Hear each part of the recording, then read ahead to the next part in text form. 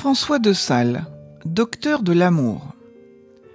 François est né le 21 août 1567 au château de Sales près de Thorens, de François de Nouvelle, seigneur de Boissy, et de Françoise de Sionat.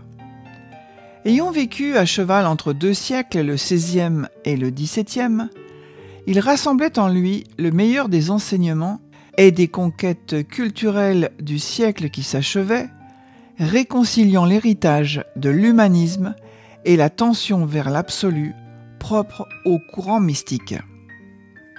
Issu d'une famille noble du duché de Savoie, à son baptême, le 28 août 1567, François de Sales, qui vécut de 1567 à 1622, reçoit le prénom de François en hommage à François d'Assise.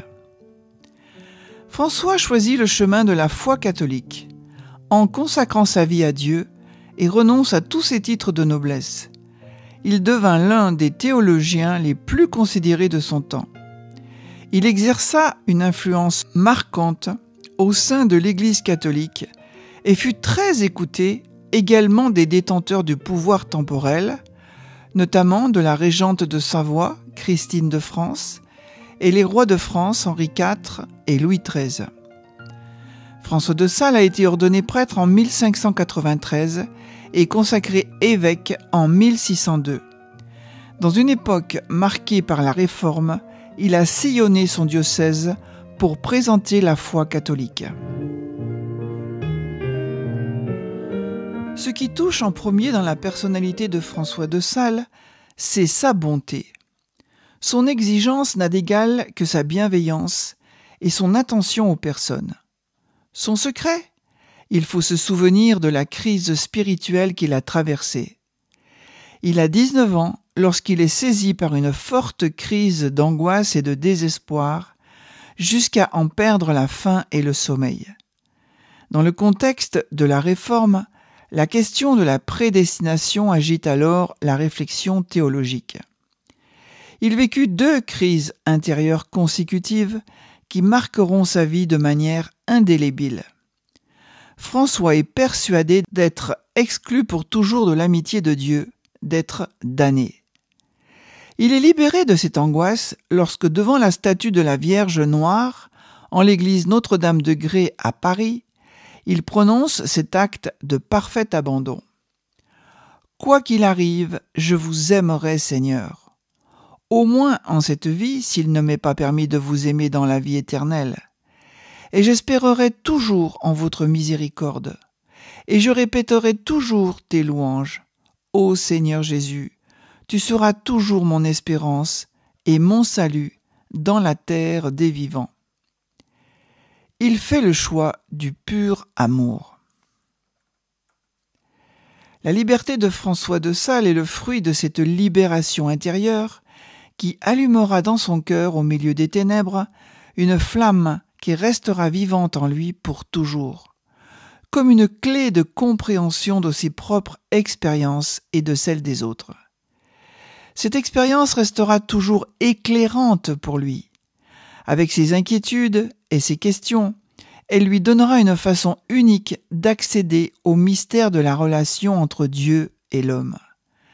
Elle l'aidera à écouter la vie des autres et à reconnaître avec un fin discernement l'attitude intérieure qui unit la pensée au sentiment, la raison à l'affection et qu'il dénommera le Dieu du cœur humain. De cette manière, François a appris une chose extraordinaire, fruit de la grâce, lire en Dieu sa propre expérience et celle des autres.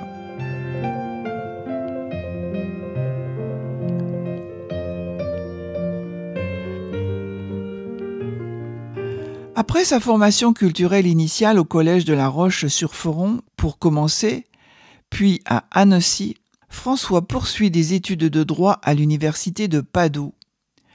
Rentré à Annecy, il décida de l'orientation de sa vie malgré les résistances paternelles.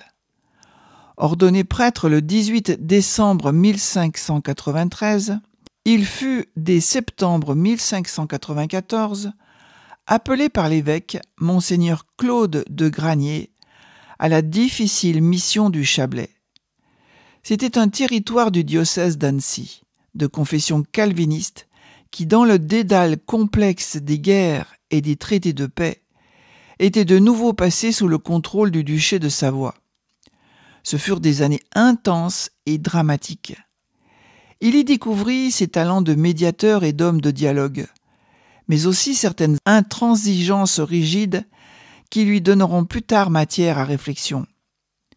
Il se montra aussi l'inventeur de pratiques pastorales originales et audacieuses, comme les fameuses feuilles volantes, placardées un peu partout et même glissées sous les portes des maisons. En 1602, il retourna à Paris pour une délicate mission diplomatique au nom de Monseigneur de Granier et selon les indications précises du siège apostolique. Malgré les bonnes dispositions du roi de France, la mission échoua. Il écrivit lui-même au pape Clément VIII. « Après 9 mois entiers, j'ai été contraint de m'en retourner, sans avoir presque rien fait. » Pourtant, cette mission se révéla être pour lui et pour l'Église d'une richesse inattendue sur le plan humain, culturel et religieux. Pendant le temps libre accordé par les négociations diplomatiques, François prêcha en présence du roi et de la cour de France, noua d'importantes relations et surtout s'immergea totalement dans le prodigieux printemps spirituel et culturel de la moderne capitale du royaume. À Paris, tout était en train de changer. Lui-même se laissa toucher et interroger par les grands problèmes du monde et la nouvelle façon de les considérer, par la surprenante demande de spiritualité qui était née et les questions inédites qu'elle posait. François prit conscience d'un véritable changement d'époque, auquel il convenait de répondre par des formes anciennes et nouvelles de langage. Ce n'était certes pas la première fois qu'il rencontrait des chrétiens fervents, mais il s'agissait de quelque chose de différent. Ce n'était plus le Paris ravagé par les guerres de religion qu'il avait vu dans ses années de formation, ni la lutte acharnée soutenue dans les territoires du Chablais. C'était une réalité inattendue. Une foule de saints, de vrais saints, nombreux et partout. C'étaient des hommes et des femmes de culture, des professeurs de Sorbonne, des représentants des institutions, des princes et princesses, des serviteurs et des servantes, des religieux et religieuses. Un monde si diversement assoiffé de Dieu. Rentré à Annecy, François fut ordonné évêque de Genève le 8 décembre de la même année 1602. Il ne put jamais prendre possession de son siège, devenu la Rome des calvinistes, à Genève. Alors, il resta en résidence à Annecy. L'influence de son ministère épiscopal sur l'Europe de l'époque et des siècles suivants apparaît immense. C'est un apôtre, un prédicateur, un homme d'action et de prière, engagé dans la réalisation des idéaux du Concile de Trente, participant à la controverse et au dialogue avec les protestants, faisant toujours plus l'expérience, au-delà de la confrontation théologique nécessaire, de l'importance de la relation personnelle et de la charité. Chargé de missions diplomatiques au niveau européen et de fonctions sociales, de médiation et de réconciliation.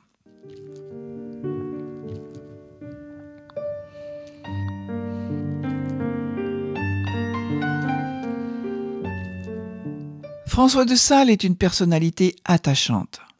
Son art de vivre est contagieux. Sa spiritualité de l'incarnation lui donne d'être profondément humain. Plus qu'une sagesse toute humaine, c'est un art évangélique de vivre le quotidien qu'il nous propose. Parmi tous ses conseils, celui qu'il adressait à une jeune épouse convient bien à chacun. Vous ne devez pas seulement être dévote et aimer la dévotion, mais vous devez la rendre aimable à tout un chacun. Or, vous la rendrez aimable aux autres si vous la rendez utile et agréable. Si François de Sales demande de commencer par l'intérieur, c'est bien pour témoigner dans toutes les circonstances de la vie que notre Dieu est le Dieu du cœur humain. et que la joie de l'homme, c'est de tendre à la perfection de la charité. Vrai pasteur d'âme, saint François de Sales amena à la communion catholique un grand nombre de frères qui en étaient séparés. La réflexion de saint François de Sales sur la vie spirituelle a une éminente valeur théologique. Apparaissent chez lui les caractéristiques essentielles de l'exercice de la théologie, dont deux dimensions constitutives ne doivent jamais être oubliées. La première est la vie spirituelle, précisément, car c'est dans la prière humble et persévérante, dans l'ouverture à l'Esprit Saint, que l'on peut chercher à comprendre et à exprimer le Verbe de Dieu. On devient théologien dans le creuset de la prière.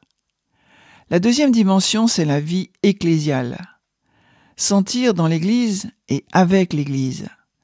Le théologien chrétien élabore sa pensée en étant immergé dans la communauté, en y rompant le pain de la parole. La réflexion de François de Sales en marge des disputes d'école de son temps, tout en les respectant, découle précisément de ces deux traits constitutifs. C'est le thème conciliaire de la vocation universelle à la sainteté. Pourvu de moyens salutaires d'une telle abondance et d'une telle grandeur, tous ceux qui croient au Christ, quelles que soient leurs conditions et leur état de vie, sont appelés par Dieu, chacun dans sa route, à une sainteté dont la perfection est celle même du Père. Chacun dans sa route. Il ne faut donc pas se décourager quand on contemple des modèles de sainteté qui semblent inaccessibles. La Mère Église nous les propose, non pas pour que nous cherchions à les imiter, mais pour qu'ils nous poussent à marcher sur le chemin unique et spécifique que le Seigneur a pensé pour nous. Ce qui compte, c'est que chaque croyant discerne son chemin et fasse ressortir le meilleur de lui-même, ce que Dieu a placé en lui de manière si personnelle.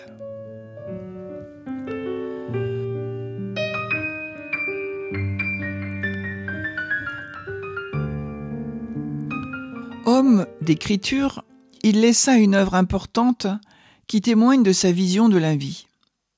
Son œuvre, la plus célèbre, L'introduction à la vie dévote, remporta un très grand succès dès sa parution et est considérée aujourd'hui comme une œuvre majeure de la littérature chrétienne. Depuis 1923, l'Église catholique le considère comme le saint patron des journalistes et des écrivains en raison de son recours à l'imprimerie qui vient de naître.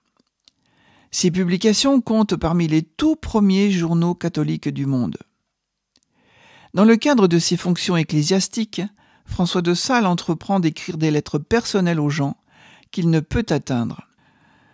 Dans son traité de l'amour de Dieu, il dit « Sitôt que l'homme pense un peu attentivement à la divinité, il sent une certaine douce émotion du cœur qui témoigne que Dieu est Dieu du cœur humain. Voilà la synthèse de sa pensée.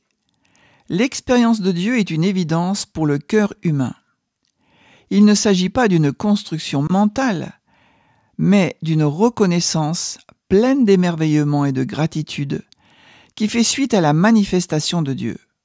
C'est dans le cœur et par le cœur que s'accomplit ce processus d'unification subtile et intense en vertu duquel l'homme reconnaît Dieu et en même temps se reconnaît lui-même, reconnaît son origine, sa profondeur et son accomplissement dans l'appel à l'amour. Il découvre que la foi n'est pas un mouvement aveugle, mais avant tout une attitude du cœur. Par elle, l'homme s'en remet à une vérité qui apparaît à sa conscience comme une douce émotion, capable de susciter en retour un bon vouloir auquel nul ne saurait renoncer pour toute réalité créée, comme il aimait à le dire. Toujours dans son traité de l'amour de Dieu, saint François renvoie à la conclusion d'un discours de saint Augustin sur la charité. Qu'y a-t-il de plus fidèle que la charité ? Fidèle non pas à l'éphémère, mais à l'éternel. Elle supporte tout dans la vie présente, pour la raison qu'elle croit tout sur la vie future. Elle supporte tout ce qui nous est donné à supporter ici, parce qu'elle espère tout ce qui lui est promis là-bas. À juste titre, elle n'a jamais de faim. Pratiquez donc la charité et portez en la méditant saintement les fruits de la justice. Et si vous trouvez d'autres choses à sa louange que je ne vous ai pas dites maintenant, que cela se voie dans votre manière de vivre. La raison ultime et le but concret du traité est précisément de montrer aux contemporains l'attraction de l'amour de Dieu. Il écrit « Quels sont les cordages ordinaires par lesquels la divine providence a accoutumé de tirer nos cœurs à son amour ?» Prenant de manière suggestive comme point de départ le texte d'Osée 11.4, il définit ces moyens ordinaires comme des liens d'humanité ou de charité et d'amitié. Sans doute que nous ne sommes pas tirés à Dieu par des liens de fer comme les taureaux, mais par des attraits délicieux et de saintes inspirations, qui sont en somme les liens d'Adam et d'humanité, c'est-à-dire proportionnés et convenables au cœur humain, auquel la liberté est naturelle. C'est par ces liens que Dieu a tiré son peuple de l'esclavage, en lui apprenant à marcher, en le tenant par la main, comme le fait un papa ou une maman avec son enfant. Aucune imposition extérieure donc, aucune force despotique et arbitraire, aucune violence. Plutôt, la forme persuasive d'une invitation qui laisse intacte la liberté de l'homme.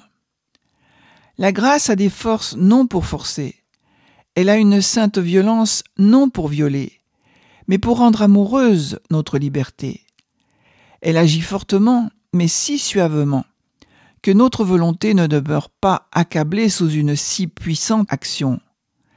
Elle nous presse, mais elle n'oppresse pas notre franchise, si bien que nous pouvons consentir ou résister à des mouvements selon qu'il nous plaît.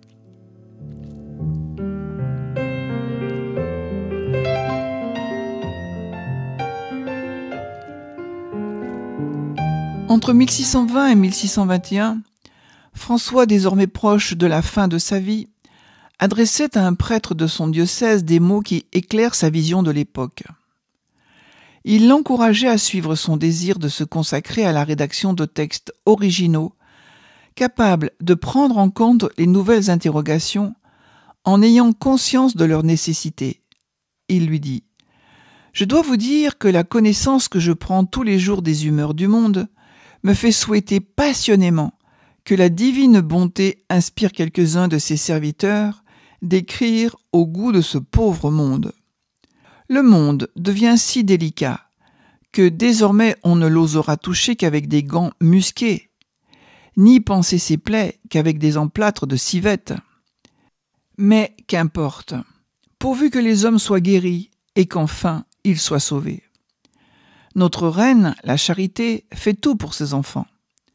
Il avait l'intuition d'un changement en acte et de l'exigence tout évangélique de comprendre comment pouvoir l'habiter. Il est mort à Lyon le 28 décembre 1622, prince-évêque en exil de Genève depuis une vingtaine d'années. Il avait un peu plus de 50 ans. Il était arrivé à Lyon après sa dernière mission diplomatique. Le duc de Savoie lui ayant demandé d'accompagner le cardinal Maurice de Savoie en Avignon.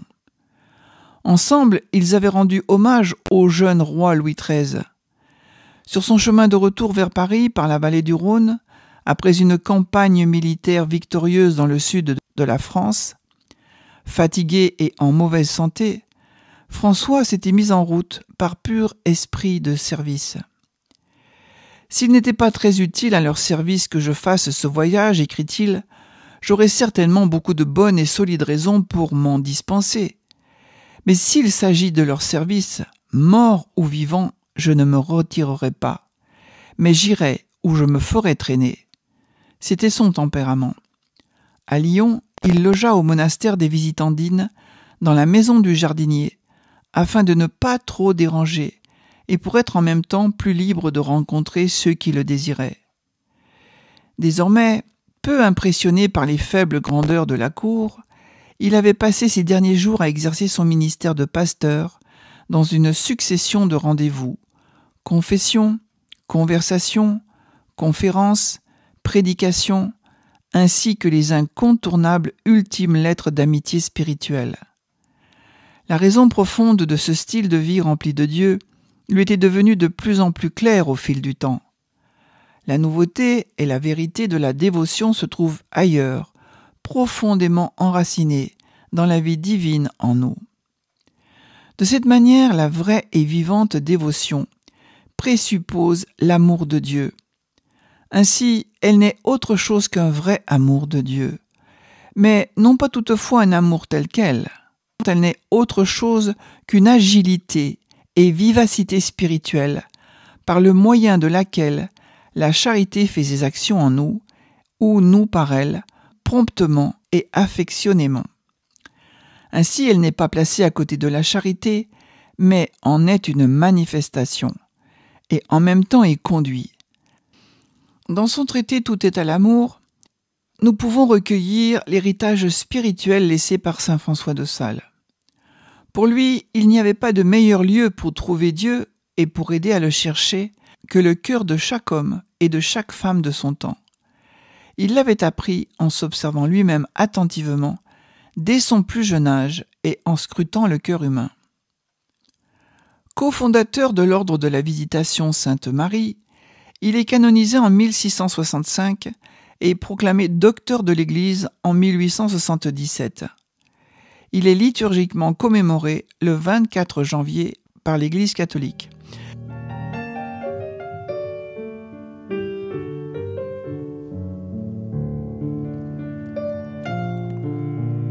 Co-fondateur de l'ordre de la Visitation Sainte-Marie avec Sainte Jeanne-Françoise de Chantal, 400 ans nous séparent de François de Sales. Son époque n'est pas la nôtre. On peut toutefois noter bien des similitudes.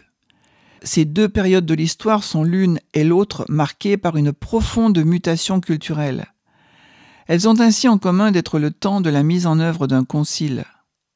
François de Sales a eu le souci d'engager les réformes demandées par le Concile de Trente, 1545-1563.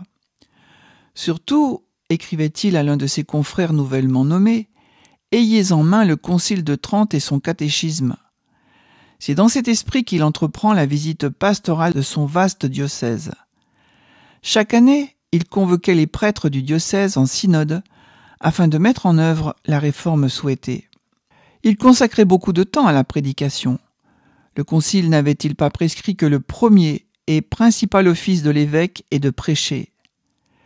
Il savait prier simplement et toucher les cœurs. Il faut que nos paroles sortent du cœur plus que de la bouche.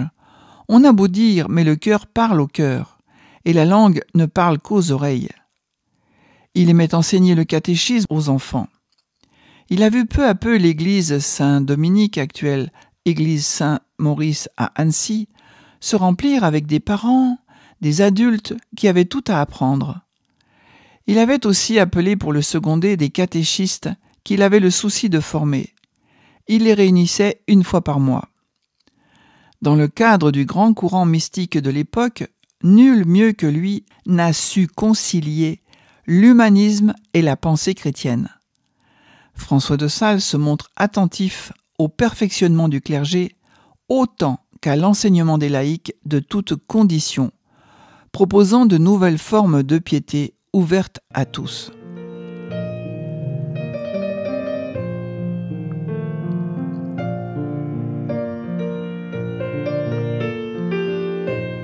La lettre apostolique du pape François intitulée Totum amoris est, tout est à l'amour, dit: à l'occasion du 4e centenaire de sa mort, le 28 décembre 1622, je me suis interrogé sur l'héritage de saint François de Sales pour notre époque, et j'ai trouvé éclairante sa souplesse et sa capacité de vision. Par un don de Dieu d'une part, par sa nature personnelle d'autre part, et aussi par sa solide expérience, il avait eu la nette perception d'un changement d'époque. La parole qu'il avait aimée depuis sa jeunesse était capable de faire son chemin, ouvrant des horizons nouveaux et imprévisibles dans un monde en transition rapide. Totus amoris est, tout est à l'amour, pour l'amour et d'amour en la Sainte Église. En forme de sentence, ces mots de saint François de Sales nous amènent au cœur de sa spiritualité. Il a une grâce, un don de toucher les âmes à travers la prédication et l'écriture, surtout avec ses best-sellers qu'il a écrits. Il touche les âmes et les éditions ont été faites à de nombreux exemplaires. Il a vraiment l'art pour dire les choses profondes avec une simplicité qui fait que le petit comprend. Un autre trait, c'est la doctrine du pur amour qui n'a rien à voir avec le quiétisme, une hérésie, qui a été condamnée par l'Église. Saint François de Sales, comme tous les saints, mais c'est un trait particulier chez lui, est absolument convaincu que la providence est au cœur des plus petits détails de notre vie. Et il nous dit tout simplement de développer cette spiritualité. Un événement arrive, je veux voir la volonté de Dieu dans cet événement. Alors, bien sûr, il ne s'agit pas de tomber dans du fatalisme et de refuser la lutte contre l'injustice, mais il nous demande de rejoindre cette volonté et c'est source d'une très grande pacification. À l'école de l'incarnation, François a appris l'histoire et à l'habiter avec confiance. Son attention à reconnaître comme indispensable le soin de tout ce qui est humain est émouvante. En contemplant la vie même du Fils incarné au cœur du mystère de Noël, le saint écrivit « Voyez-vous l'enfant Jésus dans la crèche ? Il reçoit tous les ravages du temps, le froid et tout ce que le Père permet qu'il lui arrive. Il ne refuse pas les petites consolations que sa mère lui donne, et il n'est pas écrit qu'il tende jamais les mains pour avoir le sein de sa mère. Mais il laisse tout à ses soins et à sa prévoyance. Ainsi, nous ne devons rien désirer, ni refuser, supportant tout ce que Dieu nous envoie, le froid et les ravages du temps. Notre tâche essentielle pour le changement d'époque que nous vivons, c'est établir une Église libre de toute mondanité, mais capable d'habiter le monde, de partager la vie des personnes, de marcher ensemble, d'écouter et d'accueillir. C'est ce que François de Sales a accompli en déchiffrant son époque avec l'aide de la grâce. C'est pourquoi il nous invite à sortir d'une préoccupation excessive de nous-mêmes, des structures, de l'image que nous donnons dans la société, et à nous demander plutôt quels sont les besoins concrets et les attentes spirituelles de notre peuple. Il est donc important aujourd'hui encore de relire certains de ces choix cruciaux pour habiter le changement avec une sagesse évangélique.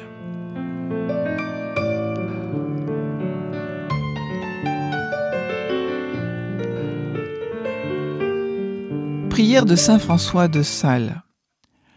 Quoi qu'il arrive, Seigneur, quoi que vous ayez arrêté à mon égard, je vous aimerai, au moins en cette vie, s'il ne m'est pas donné de vous aimer dans la vie éternelle. Ô Seigneur Jésus, si je dois être maudit parmi les maudits, qui ne verront pas votre doux visage, accordez-moi au moins de ne pas être de ceux qui maudiront votre saint nom. Ô Dieu, quelle détresse à une âme qui aime Dieu, de ne savoir seulement pas s'il est en elle ou non, et si l'amour divin pour lequel elle combat est du tout éteint en elle ou non. Mais c'est la fine fleur de la perfection de l'amour céleste que de faire souffrir et combattre l'amant pour l'amour, sans savoir s'il a l'amour pour lequel et par lequel il combat. Ainsi soit-il.